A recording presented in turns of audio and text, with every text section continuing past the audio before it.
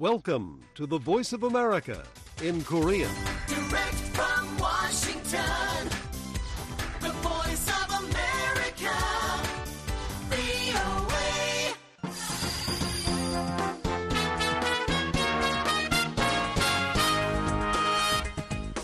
여러분 안녕하십니까? 여기는 미국의 수도 워싱턴에서 보내드리는 VOA 방송입니다. 지금부터 VOA 저녁 방송을 시작하겠습니다. VOA 방송은 매일 새벽 2시부터 3시까지, 그리고 매일 아침 4시부터 6시까지, 또 저녁 8시부터 자정까지 3차례 보내드립니다. VOA 방송은 객관적이고 공정하며 포괄적인 한반도와 미국 그리고 세계 소식과 함께 각종 정보와 교양, 오락 등 다양한 프로그램을 전해드리고 있습니다.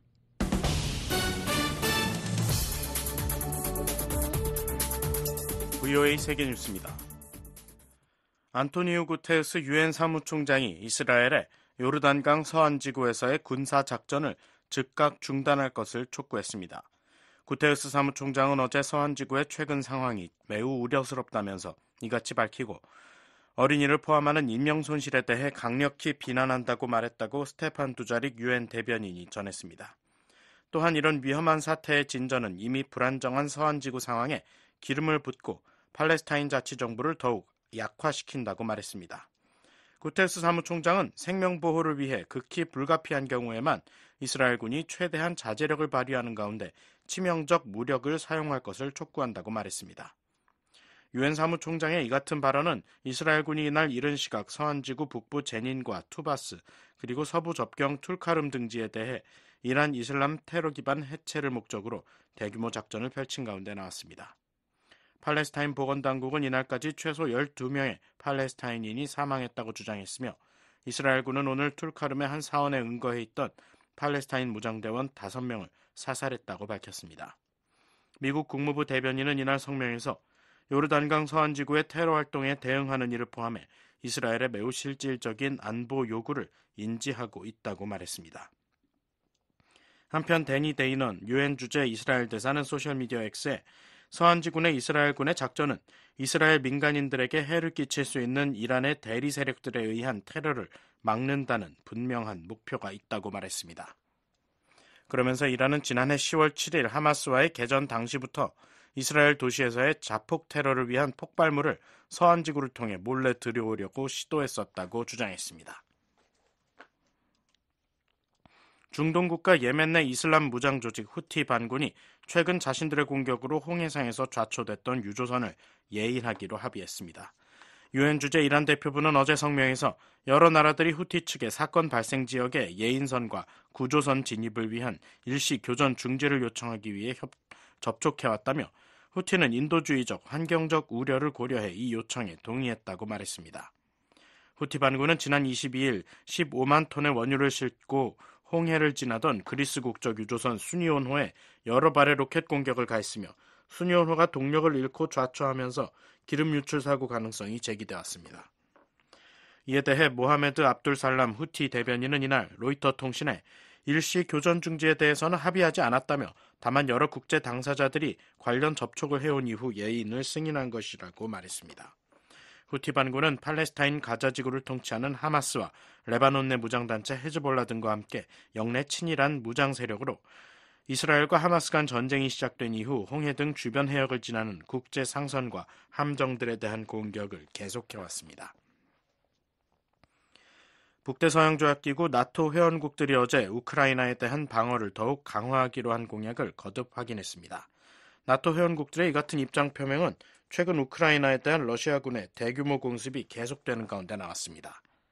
옌스 스톨텐베르그 나토 사무총장은 이날 벨기에 브뤼셀의 나토 본부에서 열린 나토 우크라이나 이사회 뒤 성명을 통해 우크라이나는 매일 러시아의 미사일을 계속해서 요격하면서 수많은 생명을 구하고 있다고 지적했습니다. 이어 하지만 우크라이나의 방어 능력을 유지하기 위해서는 군수 공급 증대와 더 많은 지원이 필요하다면서 러시아의 최근 공세에 따라 동맹국들은 우크라이나에 대한 군사 지원을 강화할 것을 재확인했다고 말했습니다. 러시아군은 우크라이나가 최근 러시아 남서부 쿠르스크 지역을 침공한 데 대한 보복으로 수도 크이우 등 우크라이나 곳곳에 미사일과 드론을 동원한 대규모 공습을 계속하고 있습니다. 우크라이나 공군은 오늘 러시아군이 밤사이 공격용 드론 74기와 미사일 5발을 발사했다며 이 중 드론 60기와 미사일 2발을 요격했다고 말했습니다. 한편 우크라이나군은 도네츠크와 인접한 러시아 남부 로스토프 지역 내 아틀라스 석유 저장고를 비롯한 저장시설 2곳과 또 다른 남부 접경지 보로네즈 지역 내 포병창고 1곳을 공격했다고 말했습니다. 중국을 방문한 제이크 설리번 미국 백악관 국가안보보좌관이 오늘 시진핑 중국 국가주석과 만나 미중 관계 개선 방안 등을 논의했습니다. 설리번 보좌관은 이날 베이징 인민대회당에서 열린 면담에서 조 바이든 미국 대통령이 양국 간 갈등을 피하기 위해 관계를 관리하는 데 전념하고 있다고 말했습니다. 이어 바이든 대통령은 향후 몇 주 안에 당신과 대화하길 고대하고 있다고 설리번 보좌관은 밝혔습니다. VOA 세계뉴스 김시영입니다.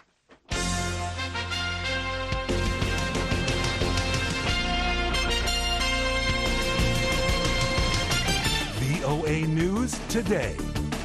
여러분 안녕하십니까? 2024년 8월 29일 목요일 VOA 뉴스투데이 1부 시작하겠습니다. 진행의 김영규입니다. 이 시간에 보내드릴 주요 소식입니다. 미국 국무부는 북한이 잠수함을 국제해사기구 IMO에 등록한 사실을 인지하고 있다면서 북한의 불법 무기 프로그램을 규탄한다고 밝혔습니다. 미국 국가안보보좌관이 중국 외교부장과 만나 다양한 현안에 대해 솔직하고 건설적인 대화를 나눴다고 백악관이 밝혔습니다. 북한에 대해서도 논의했다고 전했습니다. 윤석열 한국 대통령은 오늘 미한일 정상의 캠프 데이비드 협력은 지도자가 바뀌더라도 변하지 않을 것이라고 밝혔습니다.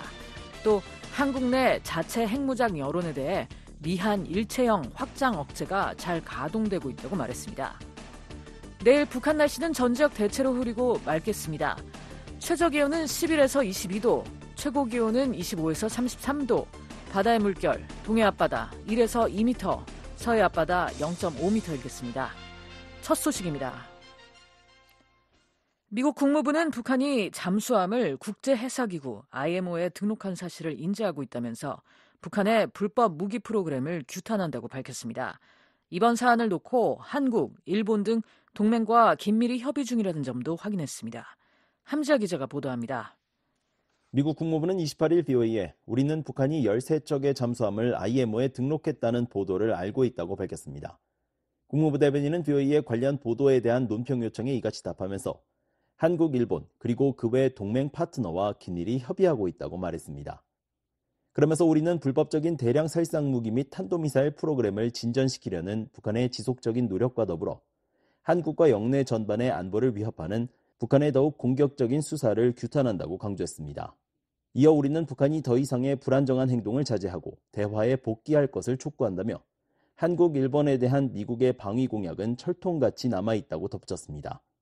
앞서 VOA는 27일 각국의 선박 등록 현황을 보여주는 국제해사기구 IMO의 국제통합해운 정보 시스템 GISIS 자료를 분석해 북한이 잠수함 13척을 전격 등록했다고 전한 바 있습니다.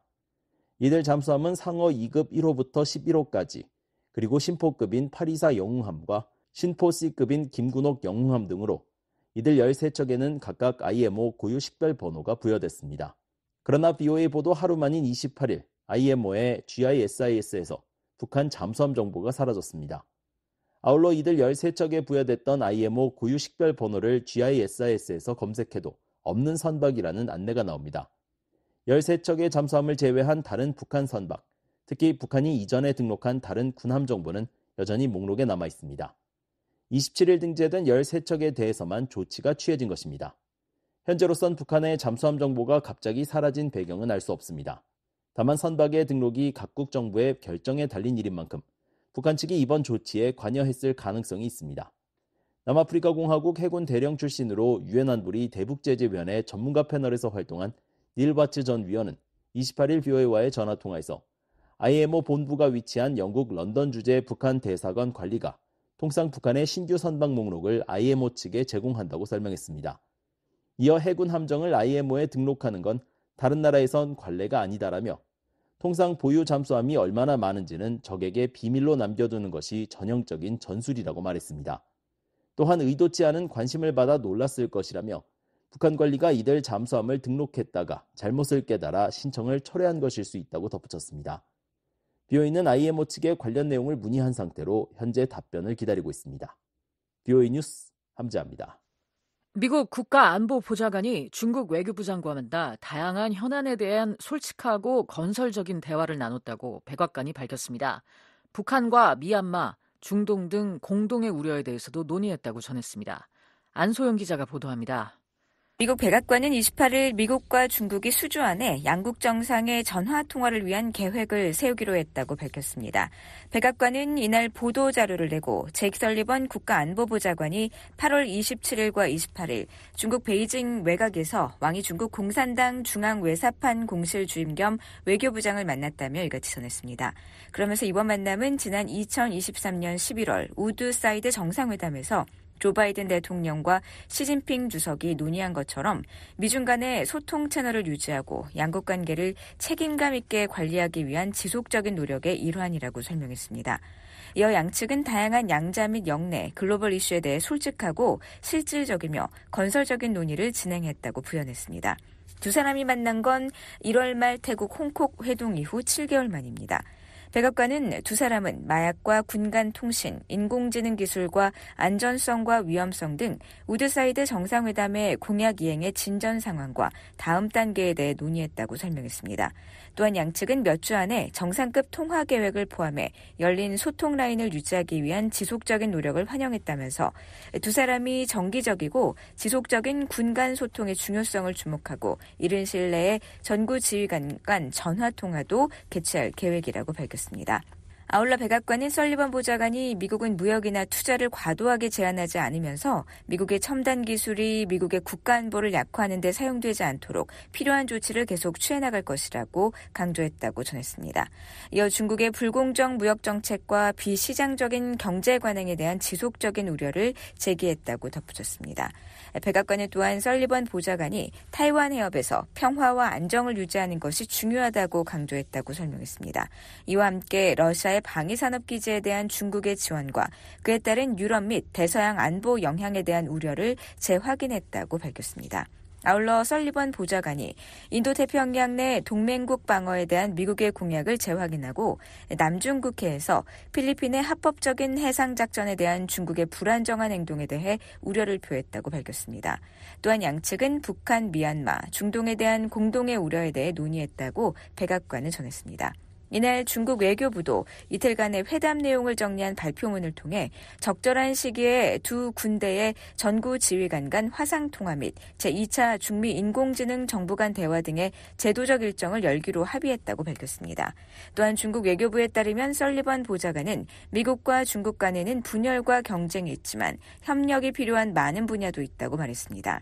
아울러 미국의 정책 목표는 미중 관계의 지속 가능한 발전 방안을 찾는 것이라면서 미국은 중국과 계속 전략적 소통을 유지하고 상호 이해를 증진하며 오해와 오판을 줄이기를 원한다고 덧붙였습니다.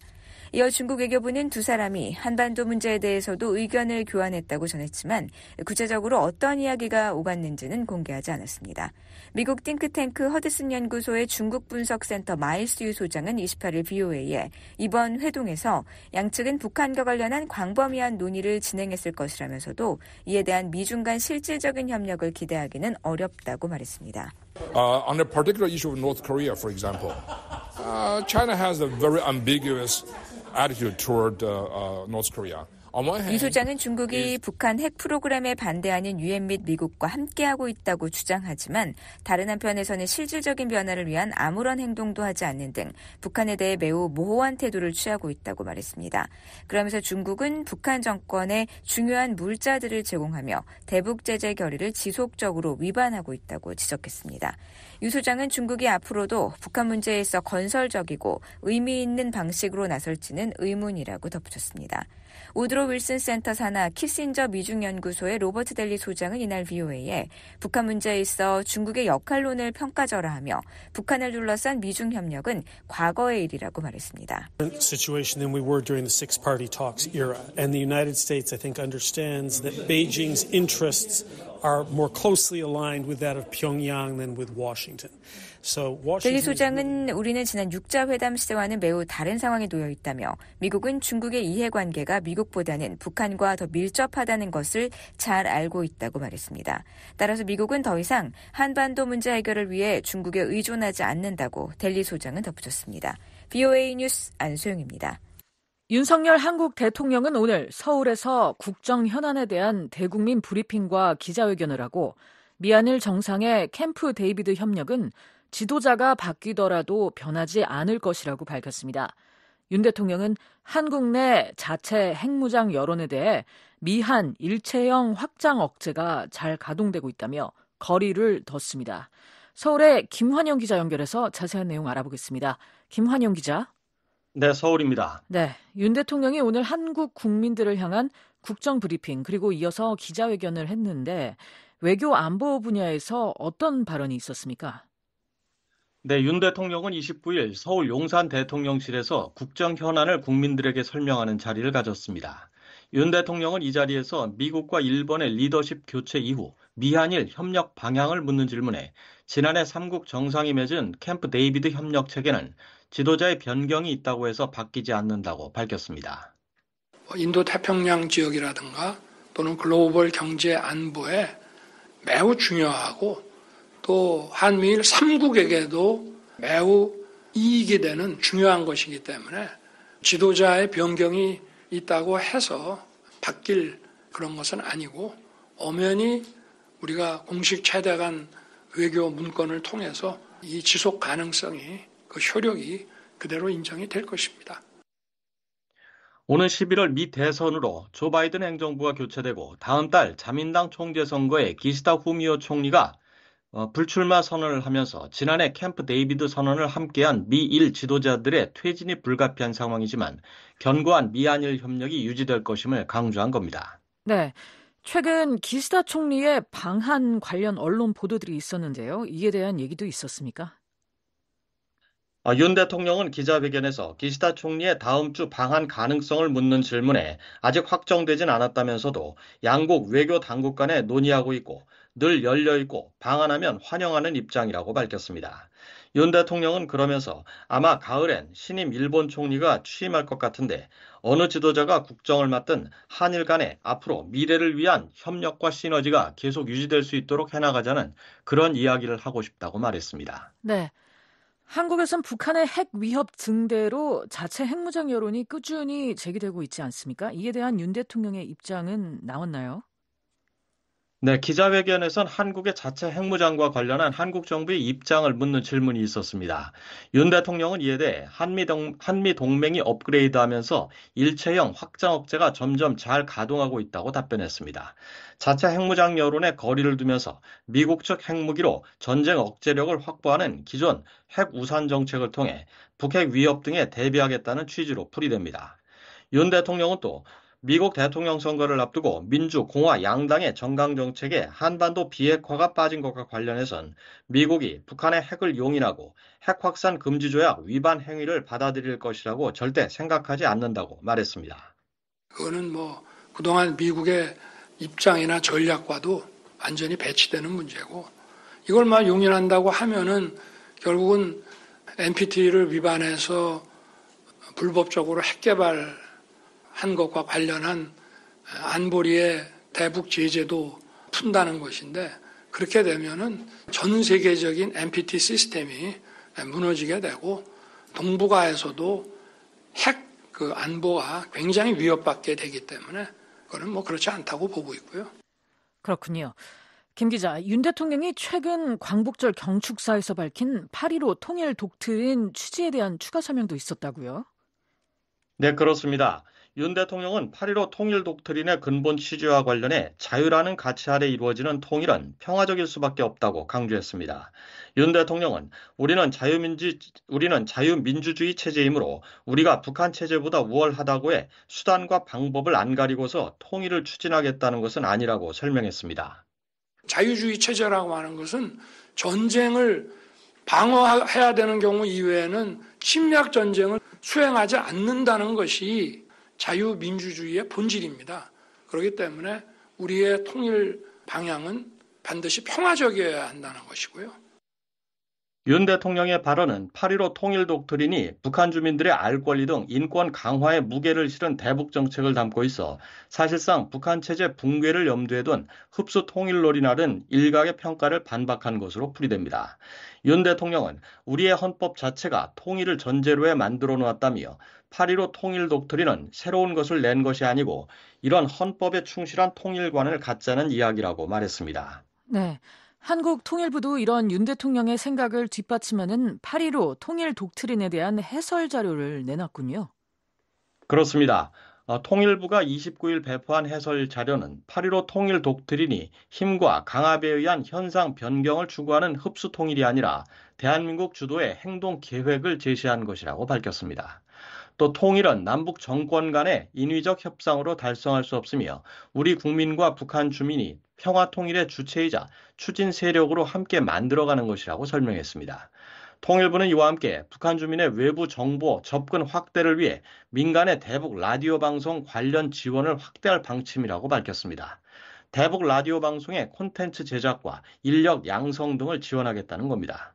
통일부는 북한 주민들이 다양한 경로로 외부 세계 정보를 접할 수 있도록 정보 유입 활동의 전달력과 효과성을 제고하겠다며 그 방안의 하나로 대북 라디오 방송을 꼽았습니다. 북한 주민의 정보 접근권 확대는 윤석열 대통령이 밝힌 8.15 통일 독트린의 7대 통일 추진 방안 중 하나입니다. 서울에서 VOA 뉴스 김환영입니다. The Voice of America, VOA. 지난 19일 시작된 올 하반기 미한 연합 군사연습 을지 프리덤 실드가 오늘 종료됐습니다. 한국합동참모본부에 따르면 이번 을지 프리덤 실드 연습은 점증하는 북한의 미사일 위협과 GPS 교란, 사이버 공격, 지상과 해상, 공중에서의 위협과 최근 전쟁 양상 등 현실적인 위협을 상정해 진행됐습니다. 미한은 또 을지 프리덤 실드 연습 기간과 연계해 연합 야외 기동 훈련을 실시함으로써 견고하고 굳건한 동맹 의지를 보인 건 물론 부대별, 제대별, 연합작전 수행 능력을 향상시켰습니다. 을지 프리덤 실드 연습이 종료된 이후에도 쌍용 훈련 등 계획된 연합 야외 기동 훈련은 다음 달 중순까지 진행될 예정입니다. 한편 북한은 지난 18일 을지 프리덤 실드를 비난하는 담화를 냈지만 연습 기간 동안 탄도미사일 발사 등의 고강도 무력 도발은 하지 않았습니다.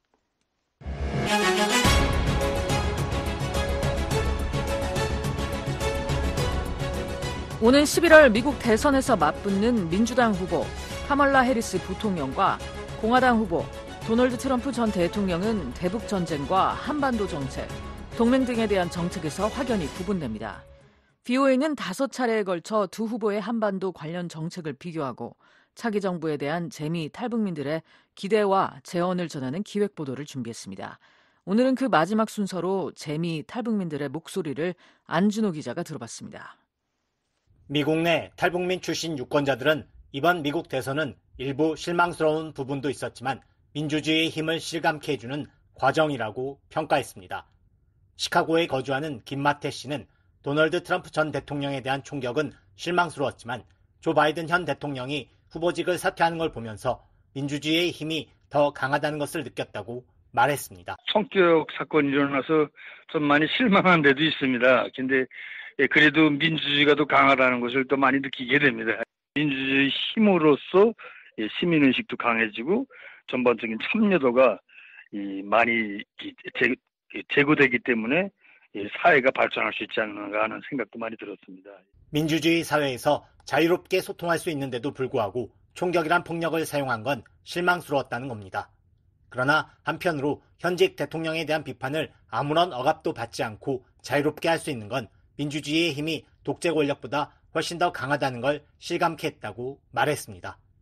바이든 대통령의 사퇴와 관련해선 사람이 권력에 취하면 권력을 놓고 싶지 않다면서 김일성은 장장 50년을 통치하고서도 물러나지 않았는데 바이든 대통령의 사퇴는 민주주의의 힘이 대단하다는 걸 보여준다고 말했습니다.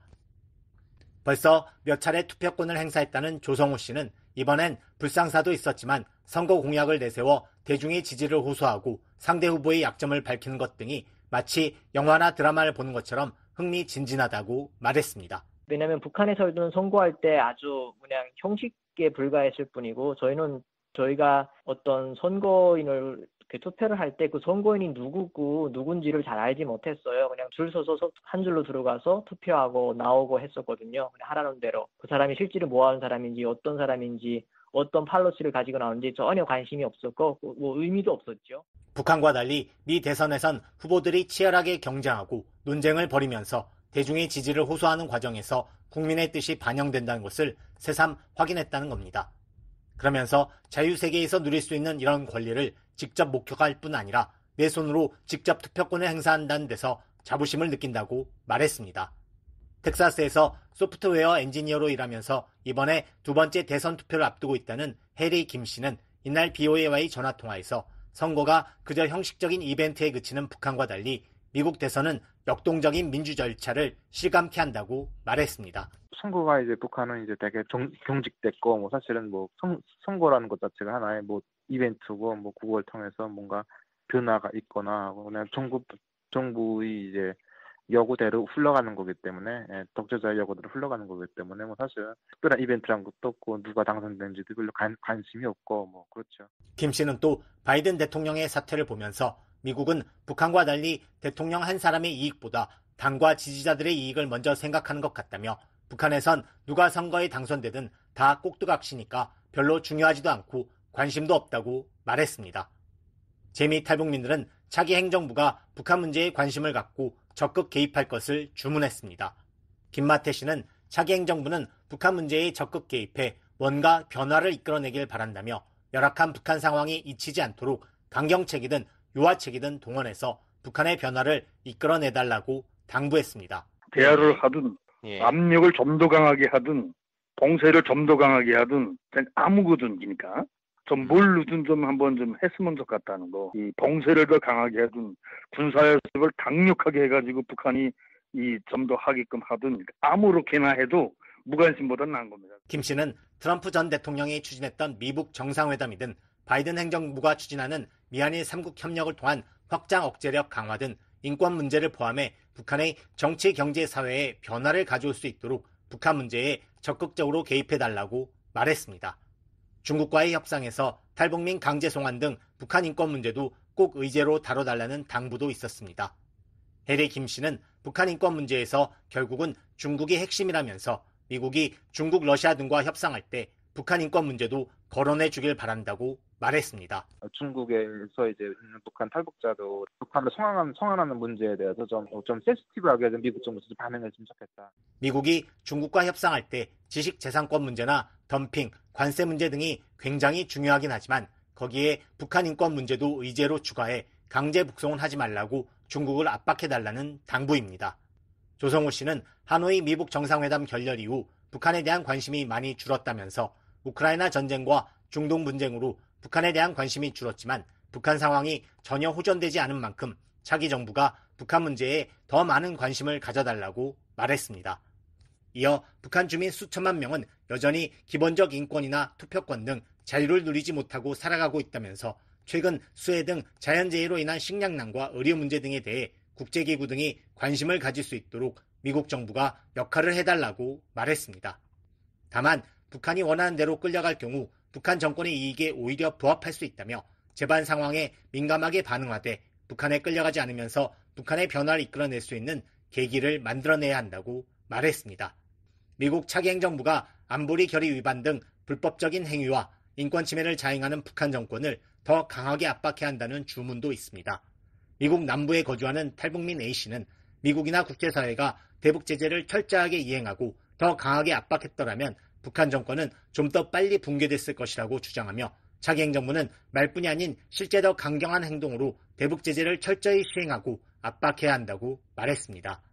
이어 북한 미래 세대를 위해서라도 북한 정권은 하루빨리 무너져야 하며 이런 삶을 대물림해선 안 된다며 쌀 등 대북 지원으로 배급이 가능해지면 북한 당국의 통제는 더 가혹해지며 배급을 줄 수 없게 되면 오히려 주민들이 알아서 먹고 살라며 통제가 느슨해진다고 덧붙였습니다. 외부의 대북 지원 중 일부가 주민에게 돌아갈 수도 있지만 이는 궁극적으로 오히려 북한 김정은 체제 존속에 기여한다는 주장입니다. 북한은 미래가 없지 않습니까? 그러니까 쌀 몇 대박으로 해결될 게 아니고 일단 더 강경해서 말로 하는 게 아니고 행동으로 그 땅을 빨리 김정은을 무너뜨리는 데 초점을 맞췄으면 좋겠다 이 생각입니다. 그러면 더 강경해야 된다. A씨는 또 탈북민들이 중국에서 강제 북송된 일 없이 한국이나 미국 등 원하는 곳에 정착할 수 있도록 더 많이 품어줘야 한다고 당부했습니다. 조성호 씨는 차기 행정부에서는 탈북민도 이산가족 범주에 포함시켜 향후 상봉행사 등을 통해 북한에 있는 가족과 만나게 해달라고 당부했습니다. 한국 전쟁 때만 나온 분들뿐만이 아니라 이제 북한에서 탈북한 분들도 본질적으로는 이산가족으로 되기 때문에 저희 같은 이제 탈북민들도 나중에 공식적으로 북한에 돌아가서 부모, 형제, 친구들과 상봉할 수 있는 그런 기회가 있었으면 좋겠어요. 그는 시민권자로 미국에 10년 넘게 살아왔지만 여전히 북한에 가족이 남아있다며 오랫동안 집과 가족을 떠나 생활하다 보니 고향이나 부모님 생각이 참 많이 난다면서 이렇게 말했습니다. BOA 뉴스 안준호입니다. 2024년 대선을 앞두고 BOA가 준비한 5차례 기획보도 오늘 순서를 끝으로 모두 마치겠습니다.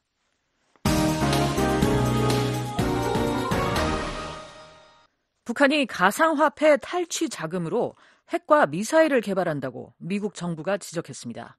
한국과 협력해 북한의 가상화폐 탈취 등 불법 활동을 차단할 것이라는 의지도 확인했습니다. 안소영 기자가 보도합니다. 미국 국무부는 28일 보도자료를 내고 전날인 27일 뉴욕에서 한국 외교부와 공동으로 북한 가상 자산 세탁 차단 미한 공동 민관 심포지엄을 개최했다고 밝혔습니다. 그러면서 이 심포지엄은 다수의 유엔 안보리 결의를 위반하며 대량 살상 무기 및 탄도미사일 프로그램을 위한 수익을 창출하려는 북한의 시도를 차단하려는 지속적인 노력의 일환이라고 설명했습니다. 이어 미국과 한국은 강화된 협력과 정보 공유를 통해 북한의 가상자산을 통한 수익 창출 및 세탁 활동을 방해하기 위한 전 세계 정부와 민간 부분의 역량 강화를 위해 이번 행사를 개최했다고 부연했습니다. 국무부는 북한은 전 세계의 가상화폐 거래소 브릿지, 믹서 및 기타 관련 블록체인 지원 플랫폼과 같은 가상자산 서비스 제공업체를 통해 훔친 수억 달러 규모의 가상화폐의 흐름을 은폐하며 대량 살상 무기 및 탄도미사일 프로그램 개발을 계속 지원하고 있다고 지적했습니다. 국무부는 2017년부터 2023년까지 북한의 사이버 범죄자들이 약 30억 달러의 가상자산을 탈취했다고 밝힌 2024년 3월 유엔 대북제재위원회 전문가 패널의 보고서 내용을 언급하며 이같이 전했습니다. 그러면서 이번 심포지엄에는 30개국을 대표하는 탈중앙화 금융 플랫폼, 블록체인 분석 서비스, 벤처 캐피탈 회사 등 업계 이해관계자와 정부 관계자 및 민간 부문 전문가들이 참가했다고 설명했습니다. 이어 글로벌 업계 리더와 미국 및 한국 정부의 전문가들이 북한 가상자산 탈취 및 세탁과 관련한 최신 동향, 북한의 사이버 위협에 대한 정보, 북한 가상자산 탈취를 식별하고 차단하는 방법에 대한 지침을 제공했다고 덧붙였습니다. 한국 외교부도 이날 보도자료를 내고 27일 미국 뉴욕에서 북한 불법 사이버 활동으로부터 가상자산 산업보호 및 북한의 자금 조달 차단 주제 아래 다양한 대응 방안을 논의하기 위한 제3차 한미 민간 심포지엄을 공동 개최했다고 발표했습니다. 그러면서 이준일 한반도 정책국장이 개회사를 통해 북한이 세계에서 가장 많이 가상자산을 탈취하고 있으며 탈취 자금의 상당 부분을 핵 미사일 개발에 사용하고 있다고 밝혔다고 전했습니다. 아울러 세스 베일리 미국 국무부 대북특별부대표가 개회사에서 심포지엄에 참여한 민간 기업, 기관들이 최전선에서 북한의 불법 행위를 제일 먼저 접하고 있는 만큼 새로운 북한의 수법과 사례에 대한 정보를 공유하고 자금 세탁 방지를 위해 적극 협력하는 등 북한의 불법 자금줄 차단 노력에 동참해달라고 당부했다고 한국 외교부는 밝혔습니다. 한국 외교부에 따르면 이번 심포지엄은 북한 암호화폐 탈취 대응을 주제로 한 지난 2022년 회의와 2023년에 북한 해외 IT 인력 대응에 이어 열린 세 번째 행사입니다.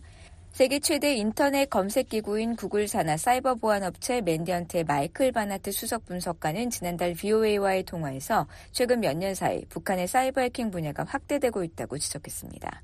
The main goal is to, attack these entities over here. Get the money to do what I'm doing now, and then go after the missile 바나트 분석가는 북한 해킹그룹 APT-45를 거론하며 이들은 최종적으로 북한의 군사장비와 핵, 미사일 프로그램 지원에 사용되는 타국 정부의 핵시설과 연구기관에 저장된 정보와 우라늄 처리 및 농축, 원자력 발전소, 미사일 레이더 시스템 등의 정보를 표적으로 삼는다며 이같이 설명했습니다. 그러면서 정보 탈취를 매개로 금전적 이득을 취하고 결국에는 정권을 위한 핵과 미사일 개발 역량 진전을 지원한다고 덧붙였습니다. 한편 북한은 가상화폐 탈취 등 사이버 공격 자체를 부인하고 있습니다. 북한 외무성은 지난 2022년 2월 7일 홈페이지에 우리는 잊지도 않은 우리의 사이버 공격, 가상화폐 절취설을 내돌리는 미국의 비열한 행위를 우리 국가의 이미지 훼손으로 또 주권에 대한 심각한 위협과 도전으로 보고 절대로 좌시하지 않을 것이라고 주장했습니다. VOA 뉴스 안소영입니다. 뉴욕시 주민자치기구가 북한에 억류됐다가 송환된 직후 숨진 미국인 대학생 오토 원비어의 이름을 딴 도로명을 설치하는 안건을 논의할 예정입니다. 5년 전부터 추진된 원비어길 지정 노력에 진전이 있을지 주목됩니다. 이종훈 기자입니다. 뉴욕시 맨해튼 커뮤니티 보드 6지구 교통위원회는 홈페이지를 통해 다음 달 4일 회의에서 오토 원비어를 기리는 도로명을 설치해달라는 제안 등 총 7건의 안건을 논의할 예정이라고 발표했습니다. 구체적으로는 북한에 억류됐다가 송환된 직후 숨진 미국인 대학생 오토 원비어를 기리기 위해 맨해튼 동쪽 44번가와 2번대로의 남동쪽 코너를 원비어 길로 공동 명명하자는 제안이 논의될 예정입니다. 해당 코너는 유엔 주재 북한 대표부가 입주해 있는 건물 앞길입니다. 도로명 관련 안건은 시의회 의결을 거치기 전 해당 구역을 담당하는 커뮤니티 보드 교통위원회의 검토를 먼저 거쳐야 합니다. 뉴욕시 커뮤니티 보드는 시정부의 자문 역할을 하는 주민자치기구로 지방자치구인 보로장과 시의원 추천을 통해 임명된 주민들로 구성되어 있습니다. 커뮤니티 보드 6지구 교통위 관계자는 28일 VOA에 이날 회의에는 원비어길 지정을 제안한 한국의 북한 인권단체인 뉴코리아 여성연합 이소연 대표도 참석할 예정이라고 밝혔습니다. 이 단체는 지난 6월 원비어 사망 7주기를 맞아 원비어길 명명을 요청하는 서한을 뉴욕시장 및 시의원들에게 보내고 유엔 주재 북한 대표부 앞길에서 추모 집회를 열기도 했습니다. 이소연 대표는 탈북 과정을 담은 다큐 영화 비욘드 유토피아에 출연한 탈북민 출신으로 이 대표의 아들은 강제 북송돼 정치범 수용소에 수감 중인 것으로 알려졌습니다. 맨해튼 원비어길 지정 노력은 2019년 공화당 소속인 조셉 보렐리 시의원이 관련 조례안을 발의하면서 시작됐지만 결의안은 시의회 문턱을 넘지 못했습니다.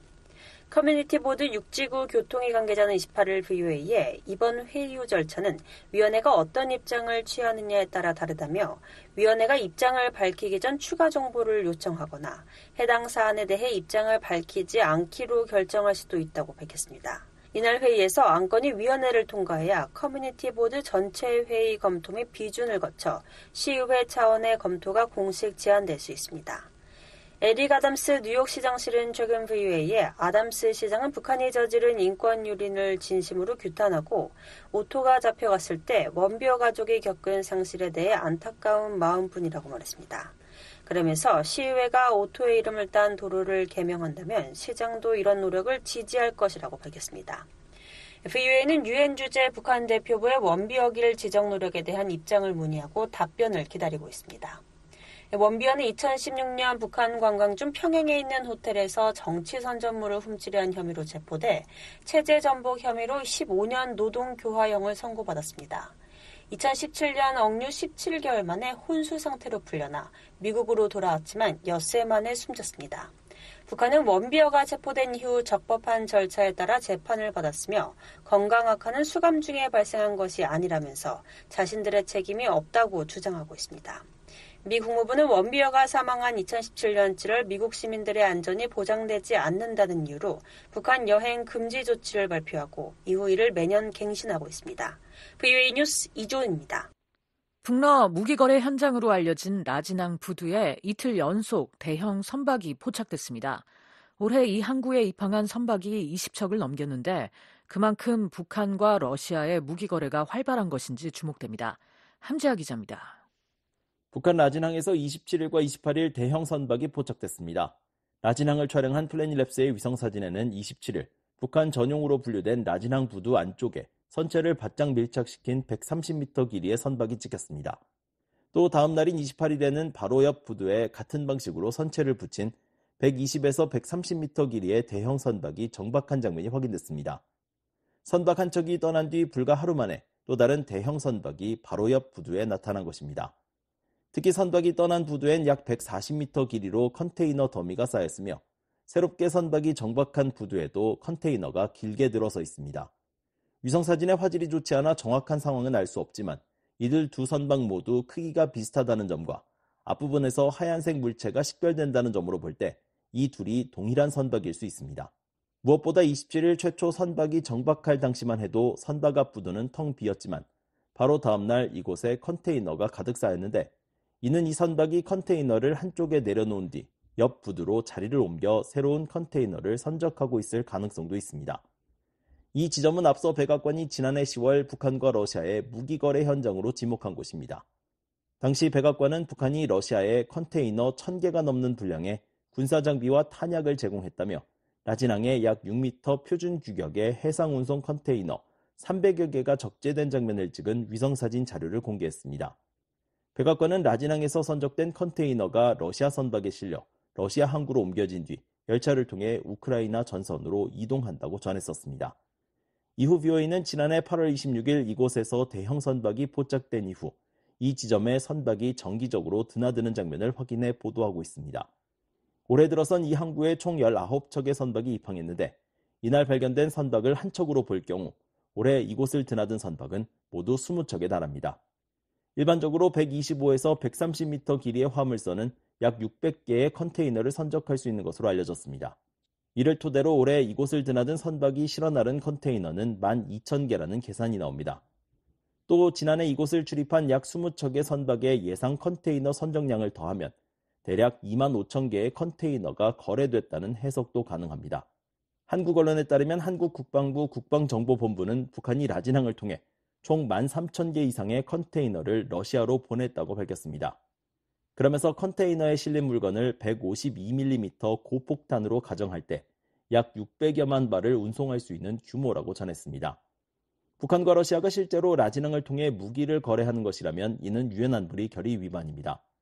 유엔 안보리는 결의 1718호 등 다수의 대북 결의를 통해 북한의 무기 수출을 엄격히 금지하고 있습니다. 하지만 북한과 러시아는 무기 거래 사실을 부인하고 있습니다. 김남혁 유엔 주재 북한 대표부 3등 서기관은 지난 2월에 열린 유엔 총회 회의에서 우리는 러시아와 무기 거래를 한 적이 없으며 앞으로도 그럴 계획이 없다고 말했습니다. We have never had arms dealings with the Russian Federation and that we have no plan to do so in the future either. We strongly denounce the hostile... 그러면서 무기 거래설은 북한에 대한 음해며 불법적인 대북 제재 결의안을 발동해 국제 무대에서 북한의 이미지를 훼손하려는 적대 세력을 강력히 규탄한다고 강변했습니다.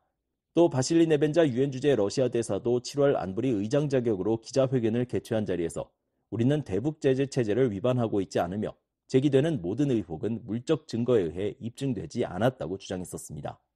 BOA 뉴스 함지아입니다. 21세기 들어 핵실험을 한 국가는 북한뿐이라고 국제 핵실험 감시기구 수장과 유엔 총회 의장이 비판했습니다. 북한의 7차 핵실험 가능성이 꾸준히 제기되는 가운데 어떤 국가도 비밀리에 핵실험을 할 수는 없을 것이라고 경고했습니다. 조은정 기자가 보도합니다. 유엔 산하 포괄적 핵실험 금지 조약 기구 CTBTO의 로버트 플로이드 사무총장과 데니스 프랜시스 제78차 유엔 총회 의장이 28일 전 세계에서 유일하게 북한만 국제사회의 핵실험 금지 노력에 동참하지 않고 있다는 점을 지적했습니다. 플로이드 사무총장과 프랜시스 의장은 국제 핵실험 반대의 날을 하루 앞두고 공동으로 작성한 글에서 포괄적 핵실험 금지 조약은 전례 없는 큰 변화를 가져온 가장 획기적인 국제 조약 중 하나라고 밝혔습니다.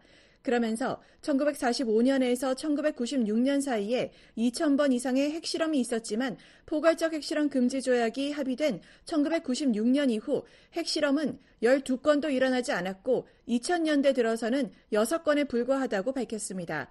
그러면서 6건 또한 북한이라는 단일 국가에 의한 것이라고 지적했습니다. 북한은 지난 2006년 10월을 시작으로 2009년 5월과 2013년 2월, 2016년 1월과 9월, 2017년 9월에 걸쳐 6차례의 핵실험을 진행한 바 있습니다. 플로이드 사무총장과 프랜시스 의장은 더 이상 지구상의 어떤 국가도 비밀리에 핵실험을 수행할 수 없을 것이라고 말했습니다. 히로시마 폭발보다 훨씬 작은 핵실험도 신속히 감지하고 위치를 정확히 파악할 수 있는 과학 감시 시설들이 전 세계에 300개 이상 있다는 것입니다. 그러면서 29일 국제 핵실험 반대의 날에 유엔 총회 고위급 회의가 소집된다며 포괄적 핵실험 금지 조약에 대한 최종적인 합의에 필요한 결정을 모든 국가가 지지할 것을 촉구했습니다. 앞서 플로이드 사무총장은 지난 22일 공개한 영상 메시지에서도 21세기 들어 핵실험을 한 국가는 북한이 유일하다고 지적했습니다. 그러면서 핵실험에 나서는 국가들은 대가를 치르게 될 것이라고 경고했습니다. Global solidarity against any such testing is getting stronger and stronger. 플로이드 사무총장은 어떤 핵실험에도 반대하는 글로벌 연대는 점점 더 강해지고 있다며 핵실험을 고려하는 어떤 국가도 핵무기를 실험할 경우 국가 신뢰도와 위상에 대한 대가가 커진다는 사실 한 가지를 확신할 수 있다고 말했습니다. 오스트리아 빈에 본부를 둔 CTBTO는 유엔이 1996년 모든 종류의 핵실험을 전면적으로 금지하는 조약을 채택하면서 발족한 감시기구입니다. 현재 187개국이 서명하고 178개국이 비준한 CTBT는 발효되지 못해 법적 구속력을 갖고 있지 않습니다. CTBT가 발효되려면 핵기술을 보유한 44개국 모두가 서명 및 비준을 해야 하는데 이 중 미국과 중국, 이란, 이집트, 이스라엘은 서명만 했으며 북한과 인도, 파키스탄은 서명조차 하지 않고 있습니다. VOA 뉴스 조은정입니다. 한국과 영국의 인권단체들이 오는 11월 열리는 북한 인권 상황에 대한 유엔 인권이사회의 정례 검토 UPR을 앞두고 다양한 권고안을 제시했습니다. 특히 중국에서 강제 송환된 탈북민들의 생사 확인과 주민 기본권 보장 등을 강조했습니다. 이종훈 기자입니다. 서울의 북한 인권단체인 전환기정의 워킹그룹은 28일 스위스 제네바에서 북한 UPR 관련 사전회의에서 북한의 사형제도와 강제 실종 및 고문, 그리고 중국 내 탈북민 강제 송환 문제를 부각시켰습니다. 전환기정의 워킹그룹은 민간단체인 UPR인포가 주최한 회의에서 발표한 성명에서 북한에서 사형에 처할 수 있는 범죄의 범위는 여전히 광범위하다며 2020년부터 북한은 적대국의 영화, 음악, 서적을 배포하는 것을 중범죄로 규정했다고 지적했습니다. 아울러 코로나로 인한 국경 봉쇄로 중단된 중국 내 탈북민 강제 송환이 지난해 10월 중국이 수백 명의 탈북민 수감자들을 대거 추방하면서 재개됐다고 밝혔습니다. 그러면서 북한이 사형제 폐지를 목표로 한 사형 집행유예 시행과 북한에 억류 중인 한국인 선교사인 김정우, 김국기, 최충길 씨, 그리고 중국에서 송환된 김철욱 씨 등 탈북민들의 생사와 행방을 명확히 밝히도록 할 것을 권고했습니다. 한국의 비영리 단체인 성공적인 통일을 만들어가는 사람들도 이날 회의에서 지난해 10월부터 올해 6월까지 700명 정도의 탈북민이 중국에서 강제 추방됐다는 점을 언급하며 이들에 대한 즉각적인 귀환 보장과 관련 당사자들과의 건설적인 대화 관여 등 이들의 생사와 행방을 명확히 할 것을 권고했습니다. 영국의 북한 인권단체 코리아 퓨처도 북한은 나라를 떠나는 정당한 권리를 행사하는 개인에 대한 체포를 금지하고 강제 송환된 북한 주민의 구금을 중단해야 한다고 강조했습니다.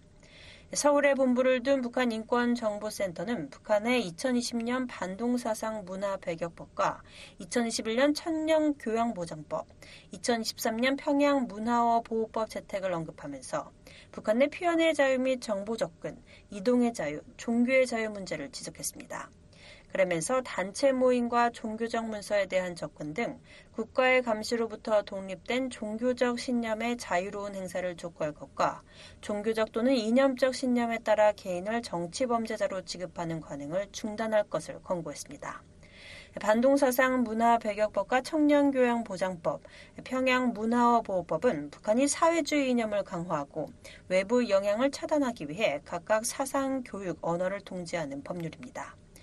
북한 인권정보센터는 이런 법률을 준수하지 않으면 강제노동과 심지어는 사형 등 가혹한 처벌을 받을 수 있다며 북한은 오랫동안 표현의 자유를 억압해왔는데 최근 새로운 법률을 제정하면서 점점 더 엄격해지는 법에 의한 통치 체제를 강조하고 있다고 지적했습니다. 그 밖에 한국의 유엔 인권정책센터와 북한 여성권리 옹호단체인 통일맘연합회는 여성 및 어린이 등 북한 주민들이 식량에 충분히 접근하고 의료 서비스를 받을 권리를 보장할 것을 권고했습니다. 사전회의는 실제 UPR 회의를 앞두고 시민사회단체와 비정부 기구 및 기타 이해관계자들이 검토 대상 국가의 인권 상황에 대한 의견과 우려를 표하고 특정 문제와 권고사항을 제시할 수 있도록 비정부 기구인 UPR-24가 주최하는 비공식적인 모임입니다. UPR은 유엔 인권이사회가 모든 유엔 회원국의 인권 상황을 주기적으로 검토하는 과정으로 2006년 설립된 유엔 인권이사회의 중요한 메커니즘 중 하나입니다.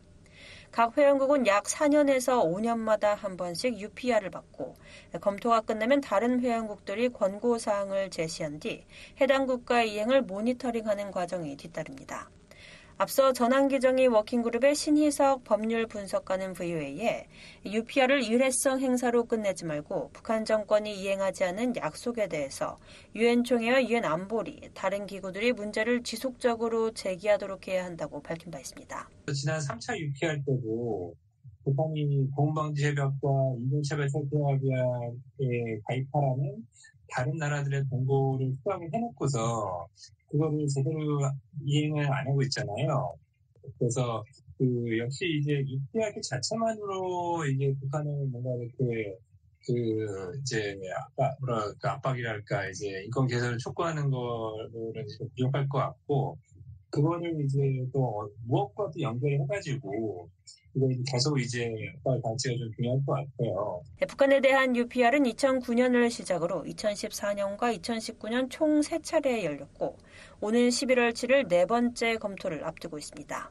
북한 정부는 지난 3차 UPR 때 회원국들이 제시한 262개 권고 중 132개를 이행하겠다고 약속했지만 이후 이행 보고서를 제출하지 않았습니다. VOA 뉴스 이조은입니다.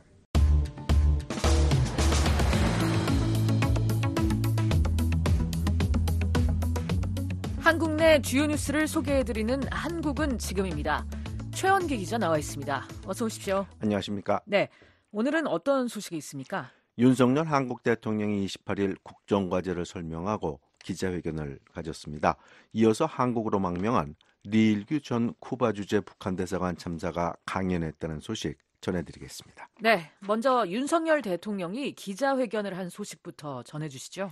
네, 윤석열 대통령이 28일 기자회견을 가졌습니다. 윤 대통령은 이날 오전 10시 용산 대통령실에서 41분간 연금과 의료개혁 등 주요 국정과제를 설명한 데 이어 기자회견을 가졌습니다. 윤 대통령이 기자회견을 가진 것은 112일 만입니다. 네, 윤 대통령은 국정 브리핑을 하면서 한국 수출이 잘 되고 있다는 점을 강조하더군요. 그렇습니다. 윤 대통령은 수출과 경제가 살아나고 있다고 말했습니다. 윤 대통령은 7월에 한국이 24조 원 규모의 체코 원전 건설 사업의 우선 협상 대상자로 선정됐다고 말했습니다. 이어서 올해 상반기 수출이 지난해 같은 기간에 대비해 9.1% 증가한 3,350억 달러를 달성했다고 말했습니다. 네, 또 한국의 1인당 소득이 일본을 앞질렀다고 말했어요. 네, 윤 대통령은 지난해 한국의 1인당 국민소득이 처음으로 일본을 넘어섰다며 국제신용평가사 스탠다드 & 푸어스를 인용해 오는 2026년 한국의 1인당 국내 총생산 GDP가 4만 달러를 넘을 것이라고 전망했습니다. 네, 윤 대통령이 연금 문제 해결 방안을 내놨다는데 구체적으로 어떤 내용인가요? 네, 연금 문제는 인구 고령화로 인해 연금을 받는 인구가 급증하면서 연금 기금이 고갈되는 것이 큰 문제인데요. 윤석열 대통령은 국가가 국민연금 지급을 보장한다는 것을 법률에 명문화해야 한다며 그래야 청년들에게 우리도 받을 수 있다는 확신을 심어줄 수 있다고 말했습니다. 현재 한국에서는 의사들이 파업을 해서 심각한 상황인데 이 문제에 대해서는 어떤 입장을 밝혔나요? 윤석열 대통령은 전공의에 과도하게 의존했던 상급 종합병원 구조를 전환해서 전문의 그리고 진료 지원 간호사가 의료 서비스의 중심이 되도록 바꿔나가겠다고 말했습니다. 그러면서 2025학년도 의대 신입생 모집은 현재 차질 없이 진행되고 있다며 앞으로 의학교육 선진화 방안, 전공의 수련체계 혁신 방안 등을 통해서 좋은 의사가 많이 배출되도록 하겠다고 덧붙였습니다. 외교 안보 분야에서는 어떤 얘기가 나왔습니까? 한 기자가 미국 대선 이후 북한에 대한 미국의 입장이 바뀔 수 있을 것으로 보느냐고 물었는데요. 윤 대통령은 미국이 북한의 비핵화 거부를 용인하고 NPT, 즉 핵확산 금지 조약을 위반하는 행위를 받아들일 것이라고 절대 생각하지 않는다고 답했습니다. 그러면서 한미 일체형 확장 억제가 지금 우리 정부에서 한미 동맹을 업그레이드하면서 점점 견고해지고 가동이 잘 되고 있다고 덧붙였습니다. 네. 윤 대통령의 부인 김건희 여사의 명품백 수수와 관련된 질문도 나왔나요? 나왔습니다. 한 기자가 김건희 여사의 명품백 수수와 관련된 검찰의 조사 방식에 대해 물었습니다. 그러자 윤 대통령은 검찰의 조사 방식이라는 것이 정해진 것이 아니고 예를 들어 영장을 발부받아서 강제로 하는 것이라면 하겠지만 모든 조사는 원칙적으로 임의조사라며 저도 전직 영부인에 대해서 멀리 자택까지 찾아가 조사한 일이 있다고 설명했습니다. 이 방송을 듣는 북한 청취자들은 대통령의 기자회견에 대해 생소하게 느낄 수 있을 텐데 기자회견이 왜 중요한 건가요? 그것은 기자회견이 국가의 최고 지도자와 일반 국민들이 소통하는 기회이기 때문입니다. 신문과 방송 기자들이 평소 궁금하던 문제를 최고 지도자에게 직접 묻고 이에 대해 대통령이 소상히 답함으로써 대통령과 국민 간의 소통이 이루어집니다. 또 기자회견을 통해 국민은 대통령을 평가하고 점수를 매기고요.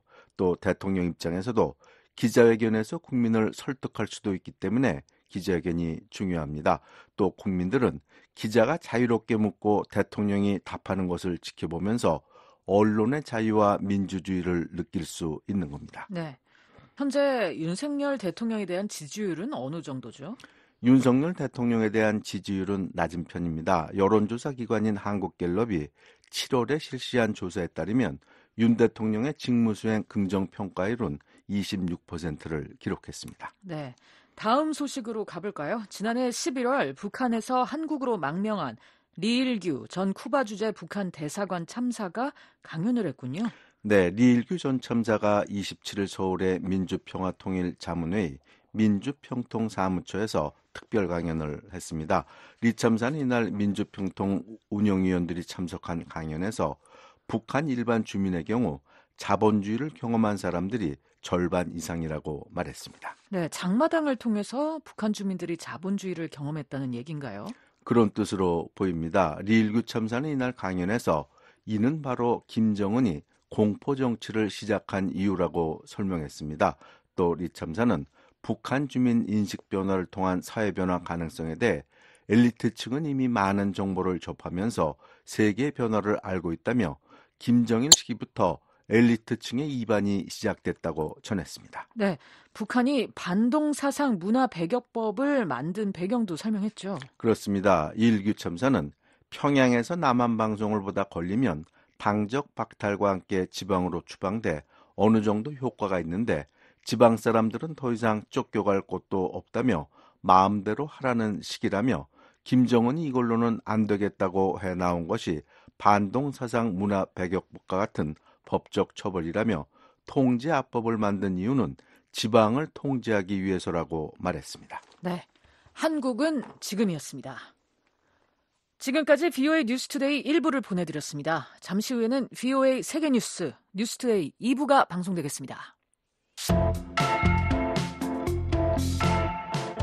세상 돌아가는 일을 손바닥 안에서 알고 싶으십니까?